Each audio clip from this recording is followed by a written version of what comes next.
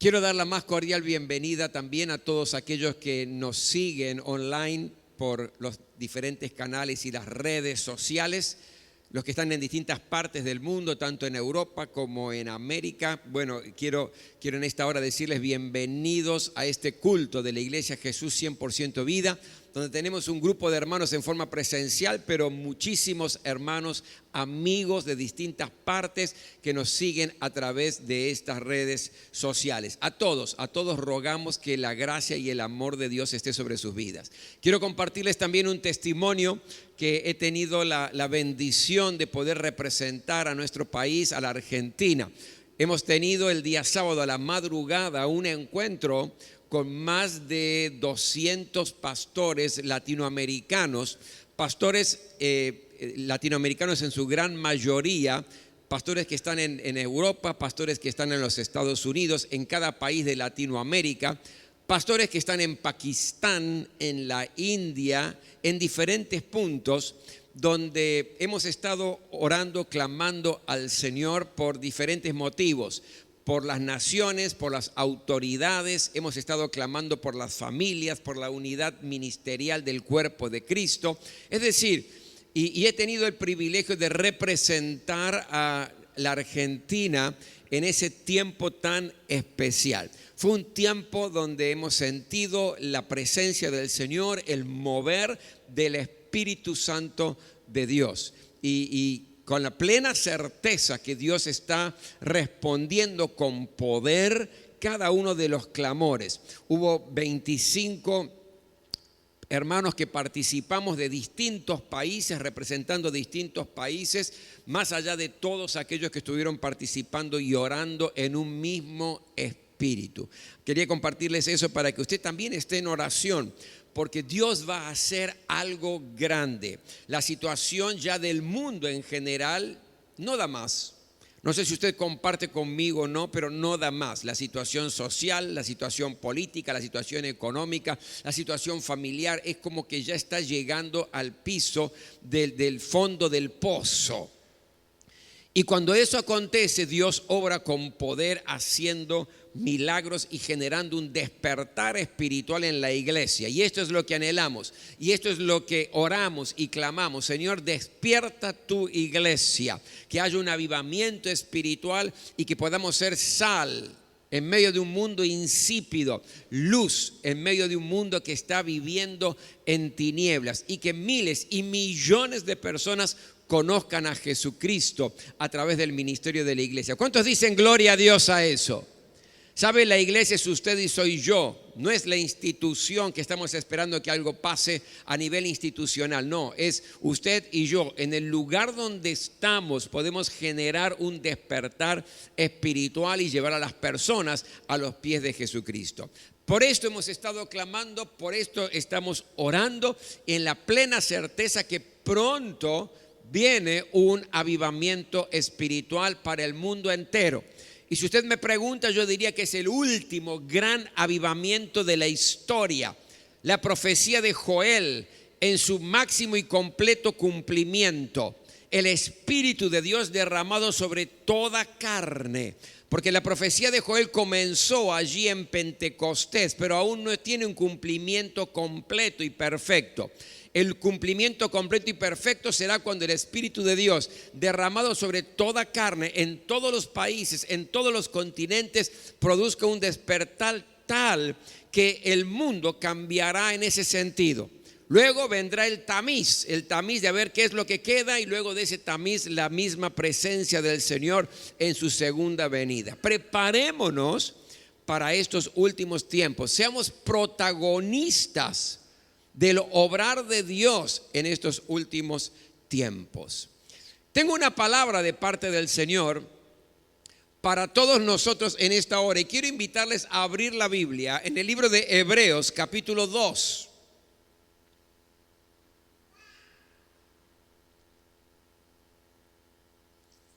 Hebreos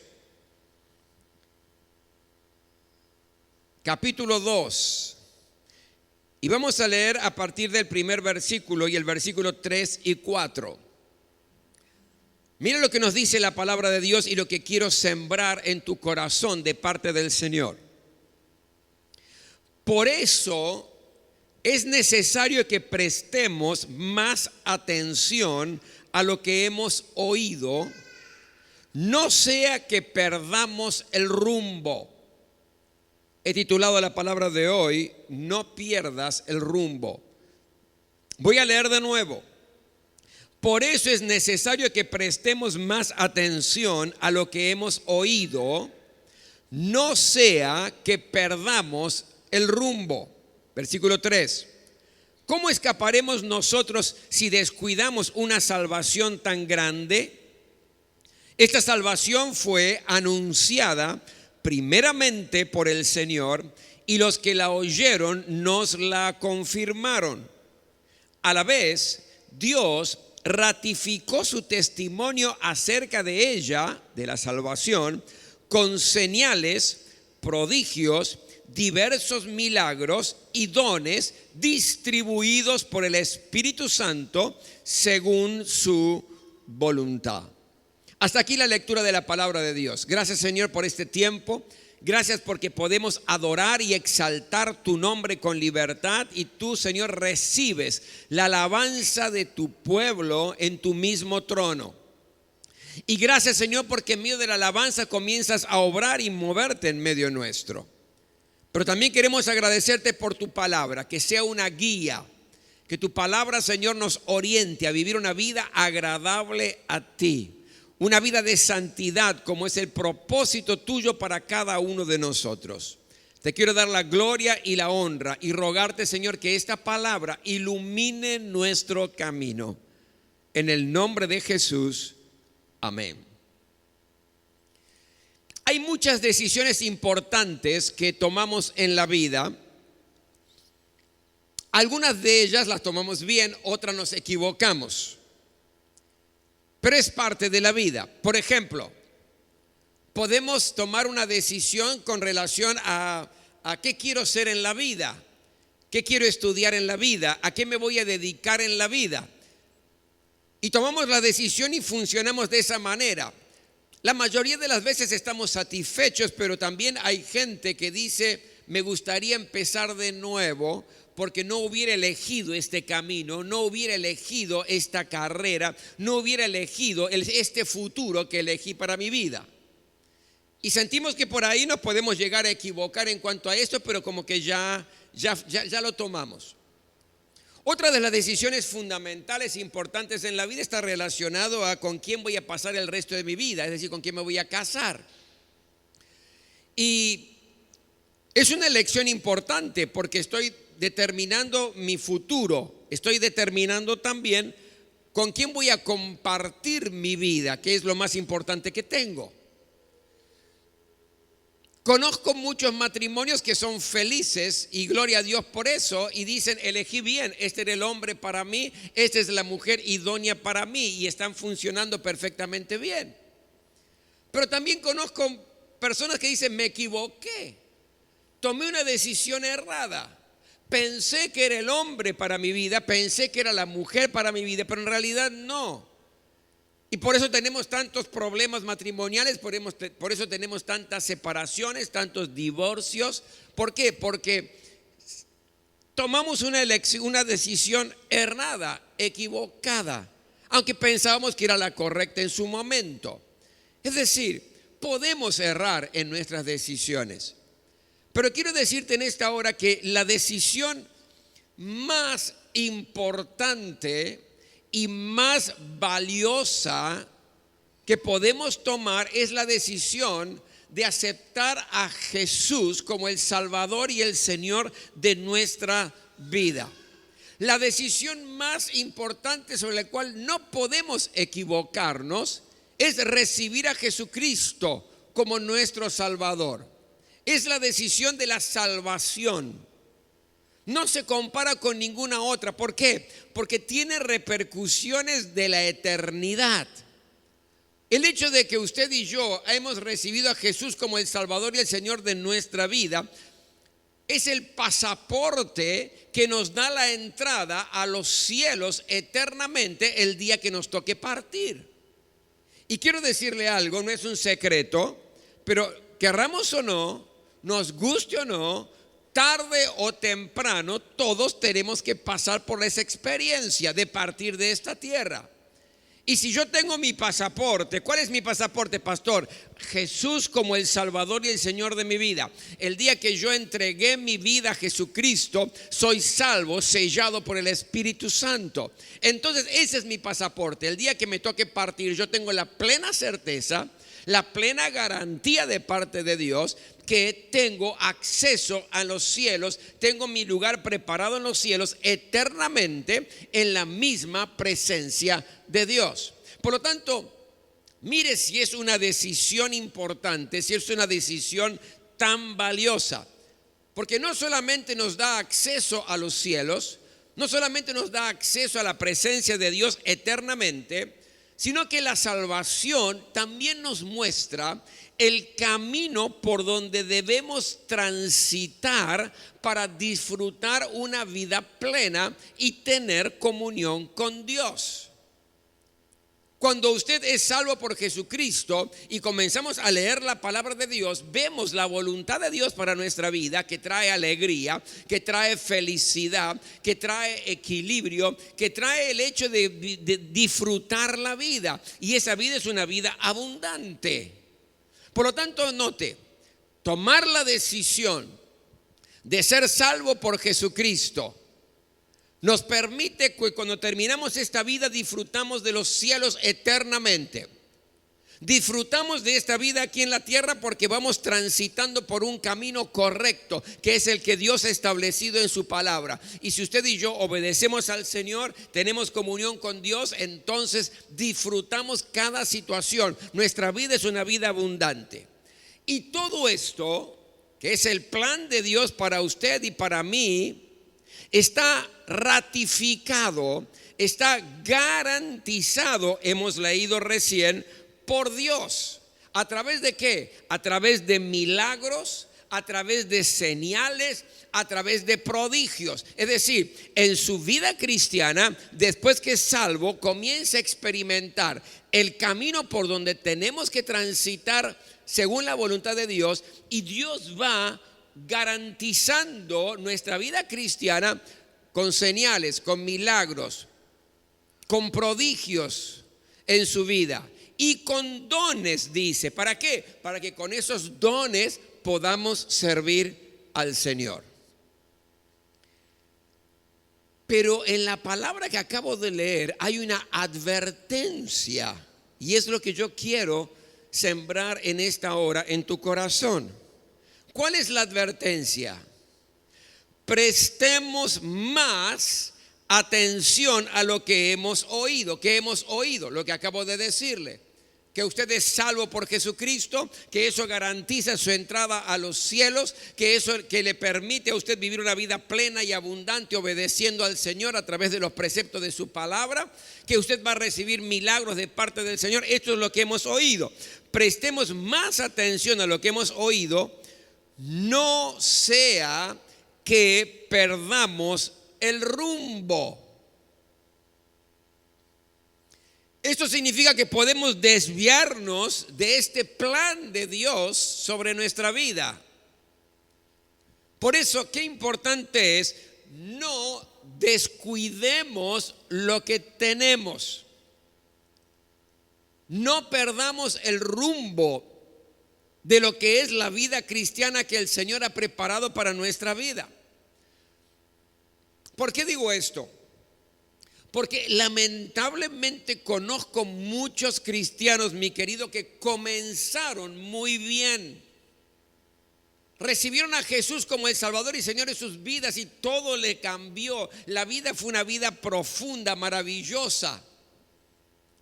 Recibir a Jesucristo les perdonó sus pecados, les reorientó en la vida, comenzaron a cambiar. Buscaban vivir una vida agradable a Dios en todo. Intentaban vivir y lo lograban, vivir en santidad en todas las áreas de su vida.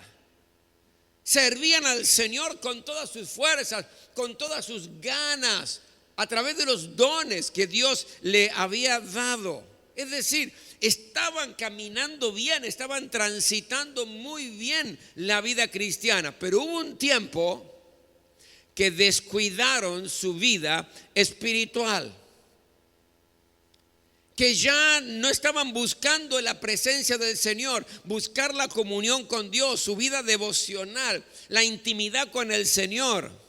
No era el deseo más ferviente de su corazón. Empezaron a descuidarse porque ya no les interesaba tanto vivir una vida de obediencia absoluta al Señor. Ser obediente a Dios no era el objetivo más importante de su vida para transitar esta vida cristiana. Servir a Dios ya no era la prioridad de su vida como lo era antes. ¿Por qué? Porque de una u otra manera empezaron a descuidar su vida espiritual. ¿Y qué pasó? Perdieron el rumbo y terminaron mal. Se fueron para un costado. Entonces ya viven desorientados. Viven sin una fe poderosa. No tienen mucha esperanza. No hay una verdadera vida de victoria, no hay plenitud de vida. Viven una vida cristiana con piloto automático. Por allí van a un culto o ven un culto a través de internet. Tratan de hacerlo mejor, pero no están jugados por Cristo. No están dentro del plan de Dios. ¿Por qué? Porque perdieron el rumbo, como nos dice aquí. No sea que perdamos el rumbo, y hay cristianos que perdieron el rumbo. Un claro ejemplo de esta situación es un personaje bíblico que seguramente usted conoce. Su vida es un ejemplo de alguien bendecido tremendamente por Dios, pero fue perdiendo su rumbo y no terminó bien. Y el nombre de este personaje es Sansón. Usted encuentra la historia de Sansón en el libro de Jueces, del capítulo 13 hasta el capítulo 16. Déjeme ponerlo un poquito en contexto para que podamos entender qué le pasó a este hombre. El pueblo de Dios desobedece a Dios, y esto trajo como consecuencia que fue dominado por los filisteos, otro pueblo aguerrido que conquistó a Israel y lo dominó durante 40 años. Después de 40 años, Dios tomó una decisión, y la decisión de Dios fue liberar a su pueblo de la opresión de los filisteos. Y allí es donde comienza la historia de Sansón. Permítame compartir un poco los antecedentes familiares de Sansón. Había un matrimonio donde la mujer era estéril, dice la palabra de Dios. Pero el ángel del Señor visita a esta mujer y le dice que va a tener un hijo, pero que ella no podía de ahora en más tomar vino ni comer cosa inmunda. ¿Por qué? Porque el hijo que iba a nacer iba a ser nazareo. ¿Qué significa que iba a ser nazareo? Había algunas condiciones. Primero, durante toda su vida tenía que abstenerse de vino o licor. No podían cortarle el cabello. No podía acercarse a ninguna persona que estuviera muerta, y su vida tenía que ser consagrada total y absolutamente a Dios. Eso era ser nazareo. Y ese hijo iba a liberar a su pueblo de los filisteos. De hecho, Sansón gobernó durante 20 años a Israel. Entonces nace Sansón. Nació Sansón, todo estaba bien, de acuerdo a lo que el ángel le había dicho a esta mujer. Sansón comienza a crecer, y Dios lo bendecía de una manera muy especial, al punto tal que le dio una fuerza sobrenatural. Nos cuenta la historia que el Espíritu de Dios obraba de tal manera en este hombre bendecido por Dios, con esta fuerza sobrenatural, que se enfrentó a un león y lo despedazó con sus propias manos. También nos cuenta la historia de Samsón, que cazó 300 zorras, les ató antorchas a sus colas encendidas y los lanzó por los sembradíos, los olivares y los viñedos de los filisteos, quemando absolutamente todo. Hay que cazar 300 zorras y atarles en su cola, ¿verdad?, una antorcha encendida. También cuenta la historia que fue a la ciudad de Gaza y sacó la puerta de la ciudad. Yo no sé si usted ha visto algún tipo de película de aquellos tiempos, lo que eran las puertas de las ciudades. Eran puertas enormes que no una persona ni siquiera sola podía abrirla, tenía que muchas personas para abrirla. Bueno, Sansón, con ese poder sobrenatural que Dios le había dado, él solo sacó la puerta de la ciudad, la puso sobre sus hombros y se la llevó al monte. Era tal el poder de este hombre y la bendición de Dios sobre su vida, que con una quijada de burro mató a 1000 soldados filisteos. 1000.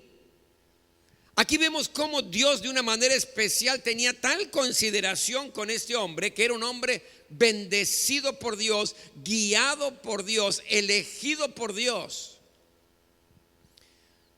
Pero un día Samsón empezó a perder el rumbo. Y uno dice, ¿cómo puede ser si recibe tanto de parte del Señor? El poder de Dios está sobre él en forma sobrenatural. ¿Quién lo puede negar? ¿Cómo puede ser alguien que reciba tanto de Dios desvíe su rumbo? Yo lo he visto no en el tiempo de Sansón, lo veo en estos tiempos. Gente bendecida, gente que ha recibido milagros, personas cristianos que han recibido realmente señales de parte de Dios con una vida de victoria. En un momento determinado empiezan a perder el rumbo como Sansón. ¿Y cuál fue la decisión de Samsón que comienza a perder el rumbo? Se enamoró de una mujer, Dalila, que no tenía que enamorarse. Y allí comenzó este amorío con Dalila. Entonces los filisteos, que estaban tan preocupados con Sansón porque los destruía constantemente, la fueron a visitar a Dalila y le dijeron: necesitamos que reveles ¿cuál es la fuerza? ¿Dónde radica la fuerza de Sansón? Tenés que seducirlo para que él te cuente cuál es su fuerza, de dónde viene la fuente de su fuerza. Porque no soportamos más a este hombre, nos está aniquilando. Y si lo haces, cada uno de nosotros, eran varios jefes de los filisteos, te vamos a pagar 100,000 monedas de plata. Dalila toma este desafío y comienza con cierto nivel de insistencia con Samsón. Y le dice: Samsón, mi amado, mi querido, ¿cuál es el secreto de tu fuerza? Y Samsón comienza a burlarse de ella y la engaña y le dice: bueno, el secreto de mi fuerza es la siguiente: si me atan con 7 cuerdas de arco, entonces yo pierdo mi fuerza. Dalila se lo comunica a los jefes de los filisteos. Uno de los días Sansón está durmiendo allí en la tienda de Dalila. Dalila hace entrar a varios filisteos escondidos en la tienda. Le dan esas cuerdas, 7 cuerdas de arco. Ella lo ata a Sansón y en un momento le dice: Sansón, los filisteos sobre ti. Y él se levanta, despedaza las cuerdas, se mata de risa en definitiva. Confía totalmente en su propia fuerza. Dalila ahí se siente decepcionada y comienza otro acto de seducción diciéndole: pero si yo te amo, ¿por qué me estás engañando? Contame cuál es el secreto de tu fuerza. Entonces Sansón sigue jugueteando y le dice: me tienen que atar con sogas nuevas que no hayan sido utilizadas para nada. Entonces Dalila se lo comunica a los jefes de los filisteos. Una noche que Samsón está durmiendo también allí en la tienda de Dalila, ella hace entrar nuevamente a algunos espías de los filisteos y soldados. Toman las cuerdas nuevas, lo atan y lo provoca diciéndole: Sansón, los filisteos sobre ti. Y él se levanta y rompe esas cuerdas como si fuera hilo de coser, ¿vio? Y nuevamente él se siente victorioso, se burla, se ríe. No se da cuenta que está jugueteando con algo que no tiene que juguetear. Dalila insiste.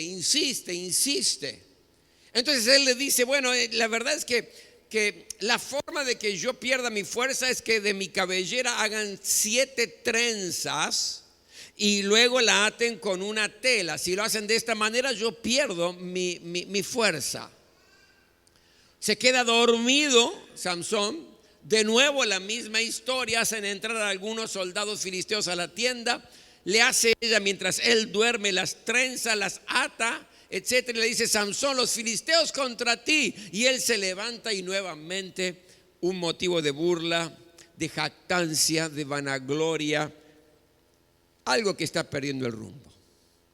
Pero Dalila no se da por vencida e insiste.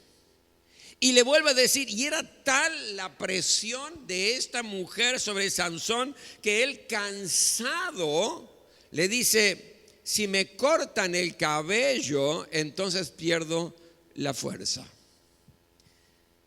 Se quedó dormido, Dalila le cortó el cabello y allí fue donde los filisteos lo apresaron.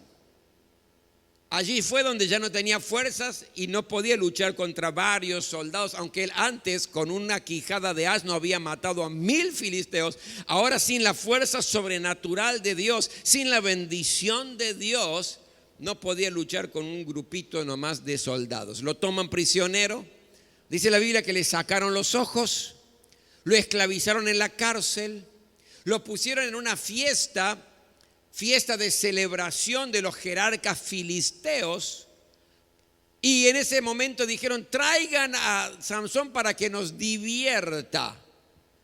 Y Samson, ese hombre que era bendecido por Dios, ese hombre que tenía una fuerza sobrenatural, ese hombre que contaba con la ayuda de Dios en todo momento y en todas circunstancias de su vida, allí estaba como juguete del enemigo. En ese momento, ciego, sin fuerzas, pide que lo pongan entre 2 columnas de ese edificio para poder sostenerse. Y lo ponen entre 2 columnas para que él se sostenga. Y allí oró a Dios y le dijo: Señor, por última vez esta oración, te pido que me des nuevamente la fuerza que yo tenía. Dios en su misericordia le concedió la fuerza. Él rompió, destruyó las 2 columnas del edificio. El edificio se vino abajo y él murió, y 3000 jefes de los filisteos murieron. ¿Por qué pasó todo esto? ¿Acaso no era alguien bendecido por Dios?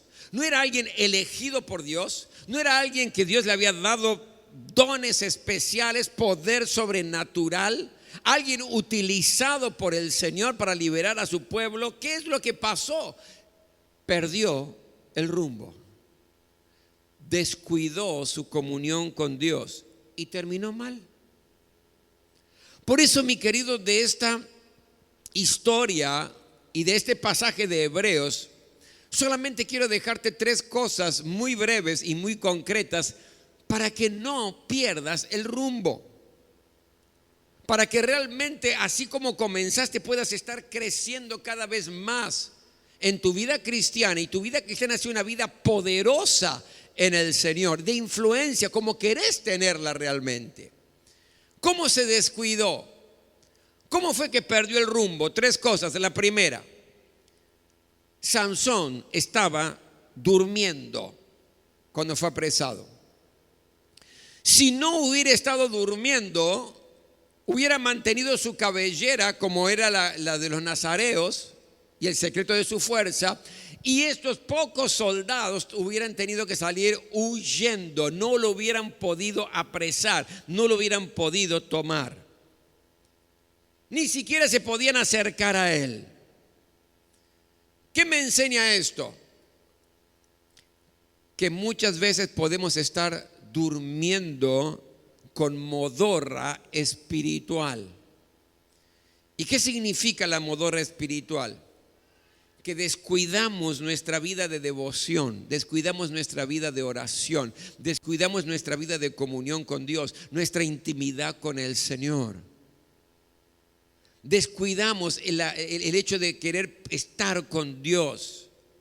Descuidamos nuestra vida de servicio a Dios y nos gloriamos de cómo nos servíamos antes, cómo trabajamos para el Señor antes, lo que hacíamos antes, pero hoy estamos dormidos, podemos estar con modorra espiritual. Descuidamos las convicciones y empezamos a ceder a ciertas tentaciones y nos vamos durmiendo poco a poco. Cuando ya no sentimos ese fuego interior, cuando no sentimos el Espíritu de Dios quemando nuestro interior, llevándonos a crecer, llevándonos a buscar más de Dios, a servirle con más corazón, a no depender de lo que hay a nuestro alrededor, de si este le sirve o no le sirve, si este vive o no vive, sino que yo estoy encendido con el fuego de Dios en mi interior, donde mi vida cristiana no depende del resto ni de la iglesia, depende de mi comunión con Dios. Cuando no hay ese fuego interior es porque estamos por allí medio adormecidos, no estamos durmiendo y podemos correr el riesgo de perder el rumbo. Y cosas que sabemos perfectamente bien, que la tenemos muy claras en nuestras convicciones espirituales, porque le hemos aprendido frente a una necesidad, frente a una tentación. Bueno, y cedemos a eso.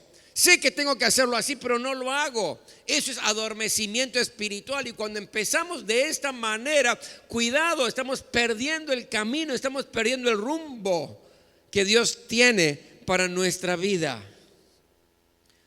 Nos vamos durmiendo y el enemigo aprovecha y ataca. Cuando estamos dormidos, estamos a merced de lo que el diablo quiere hacer. No estamos vulnerables. Por lo tanto, lo primero que yo veo aquí, cuidado con la modorra espiritual, que no nos haga perder el rumbo.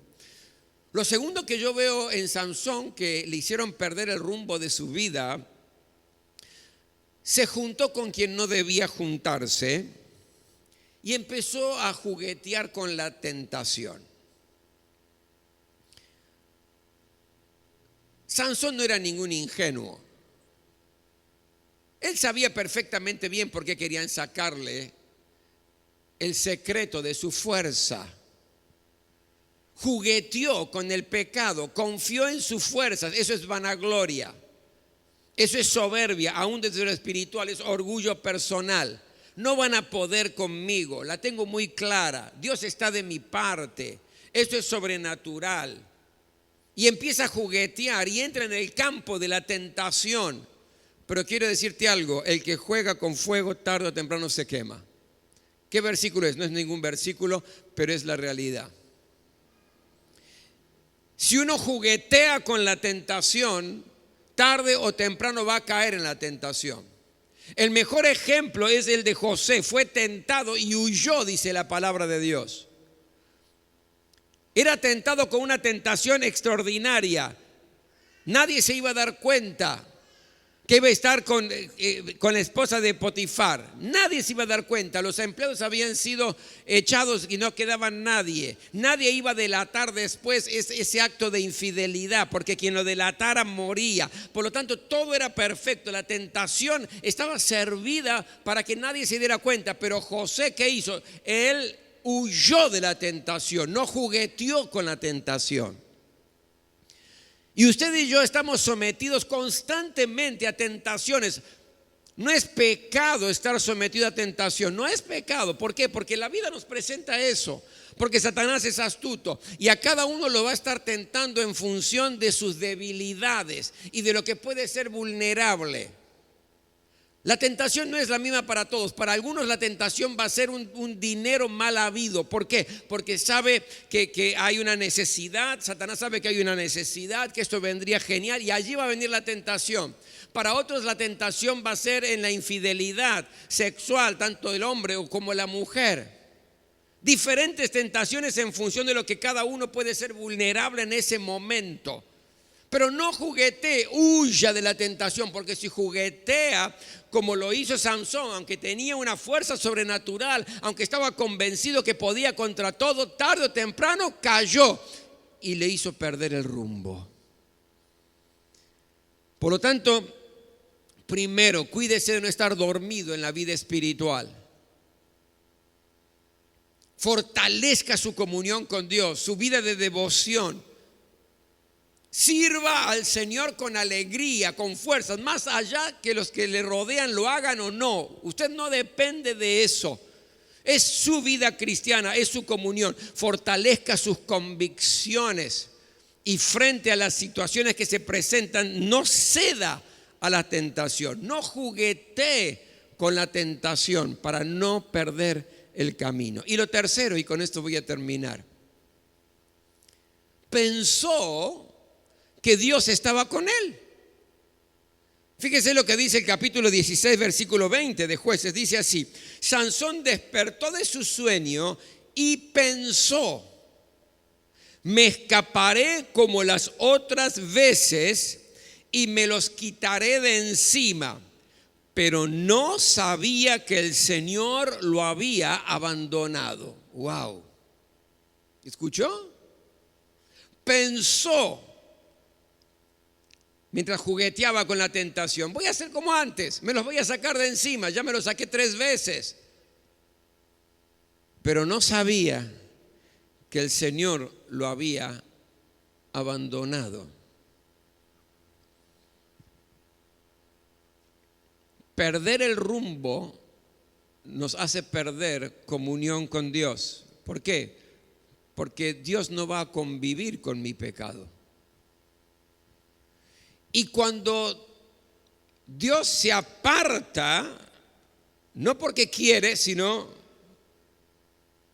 por mi condición, cuando Dios no está, entonces hay ruina en la vida. ¿Y qué le pasó a Sansón? Primero, dice, le sacaron los ojos. ¿Y qué implicancia tiene, pastor, para alguien que pierde el rumbo y que pierde la visión de la vida? No puede ver ya las bendiciones de Dios. Empieza a caminar en medio de oscuridad, y cuando uno camina en medio de la oscuridad no sabe para dónde ir, qué hacer, está desorientado, tropieza, se cae, se lastima. Cuando Dios no está, porque Dios no puede estar si yo estoy conviviendo con el pecado, entonces pierdo el rumbo, estoy desorientado, me caigo y me lastimo en la vida y tomo decisiones erradas porque no sé para dónde ir. He perdido la visión. Pero lo segundo que suele acontecer es que uno se transforma en esclavo del enemigo. Dice Jueces 16, 21, lo sujetaron con cadenas de bronce y lo pusieron a moler en la cárcel. Es decir, se transformó en un esclavo, el que era poderoso, el que sacaba la puerta de la ciudad de Gaza solo y la llevaba al monte, el que podía derrotar a 1000 filisteos con una quijada de burro. El que no tenía límites para su fuerza, de pronto es un esclavo atado con unas cadenas que antes no eran impedimento para él, ahora era una cadena de bronce, impedimento, y lo hacen trabajar en la cárcel como un esclavo. ¿Y qué significa esto? Significa que cuando perdemos el rumbo, pasamos a ser esclavos, mi querido. Algunos esclavos de los vicios, otros pasan a ser esclavos de los malos pensamientos, esclavos del pesimismo, esclavos de la depresión, esclavos de decisiones erradas. Y el enemigo nos va manejando a su antojo. Terrible, ¿verdad? Y lo más triste es que se transformó en un juguete del enemigo. Mire versículo 25 del capítulo 16. Cuando ya estaban muy alegres, ¿quién? Los 3000 jefes de los filisteos gritaron: saquen a Sansón para que nos divierta. Así que sacaron a Sansón de la cárcel y él les sirvió de diversión. El que era temido por su fortaleza, por su comunión con Dios, por su fuerza sobrenatural, el que era bendecido de una manera especial por Dios y protegido por Dios, cuando perdió el rumbo, No solamente le perdieron el miedo, sino que empezaron a burlarse de él. Tráiganlo para que nos divierta. Y mire lo que dice acá, les sirvió de diversión. Aquel a quien le temían por su comunión con Dios y por lo que podía hacer estando tomado de la mano de Dios, ahora era un juguete en las manos del enemigo.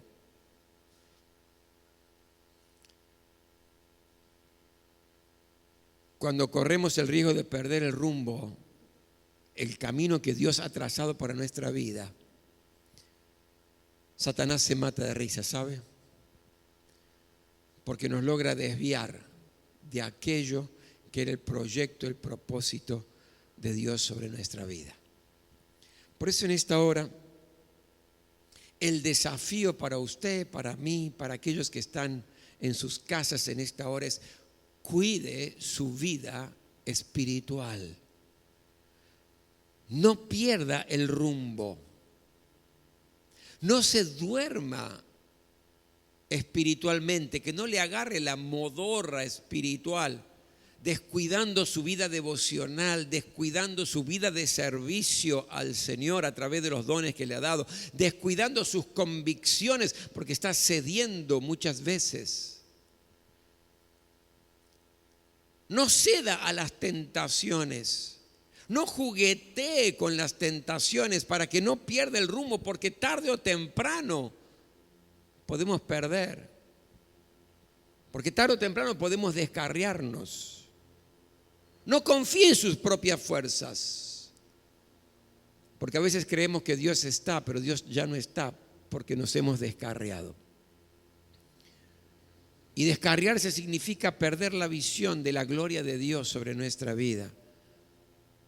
Es volver a sujetarse a esclavitud que habíamos sido liberados, cadenas que habían sido cortadas por Jesucristo, pero que de pronto nos vuelven a esclavizar, porque Satanás empieza a dominarnos a su antojo. Nos salimos del camino y lo peor, se burla de nosotros.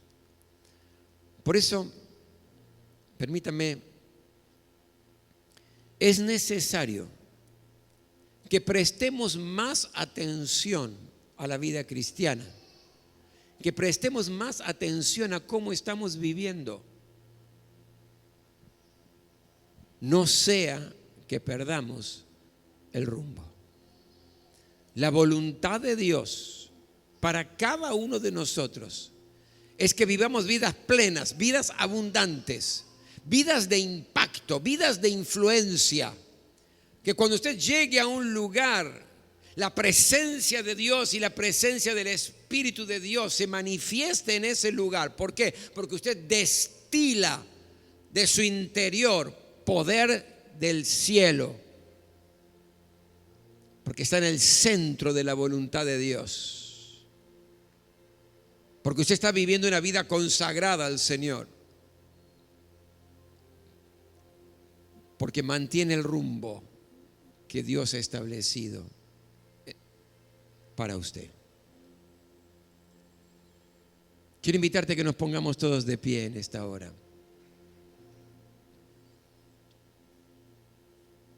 Y que tengas este momento con Dios, personal, íntimo. Y que puedas decirle: Señor, ayúdame a no ir ni a la derecha ni a la izquierda del camino que me has trazado. Señor, yo te pido que no permitas que pierda el rumbo. Y si hay alguna área de tu vida que estás viendo que te estás yendo para un lado a otro, Señor, ahora corrígeme, oriéntame, ayúdame. Cierra tus ojos. Ten este tiempo con Él. Aleluya.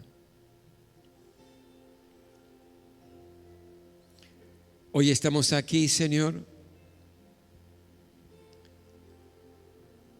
queriendo cumplir tu plan para cada uno de nosotros. Ayúdanos en esta hora, Señor, a prestar más atención a cómo estamos viviendo nuestra vida. Una vida, Señor, que costó la sangre de Jesús en la cruz del Calvario y su muerte. Una vida, Señor, que la recibimos por gracia, recibiendo a Jesús como el Salvador y Señor de nuestras vidas. Una vida que fue ratificada, que fue confirmada, garantizada por Dios a través de milagros, señales, prodigios y dones para que podamos servirte. Ayúdanos, Señor, ten misericordia de nosotros. Queremos vencer una y otra vez cada circunstancia que se levante en nuestra contra. Queremos vivir la vida plena y abundante que Cristo nos da. Pero ayúdanos a no perder el rumbo. A ti te damos la gloria. A ti te damos la honra. Aleluya. Este es el tiempo donde queremos exaltar y adorar al Señor a través de nuestros diezmos y de nuestras ofrendas. Y vamos a hacerlo con alegría, vamos a hacerlo con amor, porque es respuesta de el amor de Dios para con cada uno de nosotros. Y nuestro amor, la respuesta de nuestro amor es a través de la obediencia. La palabra dice: si me aman, obedézcanme.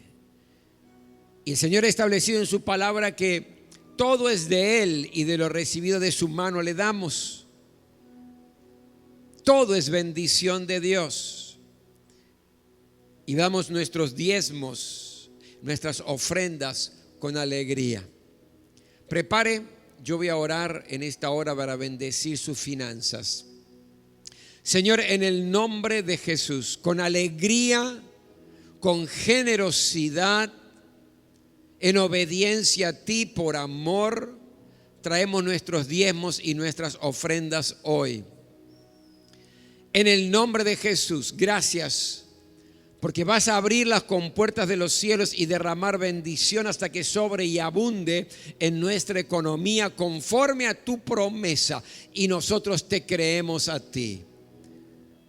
Señor, nos sentimos privilegiados en poder sembrar, sabiendo que la cosecha no es solamente para nosotros, sino que hay cosecha de personas que van a conocer a Jesucristo como el Salvador y el Señor de sus vidas.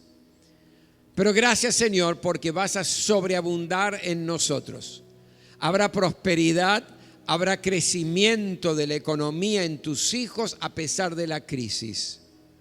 Recibe esta ofrenda como adoración y honra a tu nombre. Por Cristo Jesús. Amén. Amén. Vamos a traer nuestros diezmos. Gracias. Nuestras ofrendas, honrando al Señor.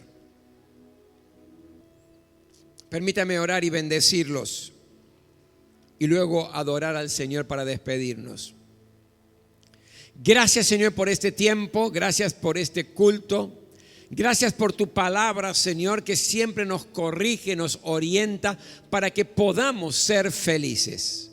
Y ahora que la gracia del Señor Jesucristo, el amor de Dios y la comunión del Espíritu Santo esté con todo este pueblo en el lugar donde se encuentre.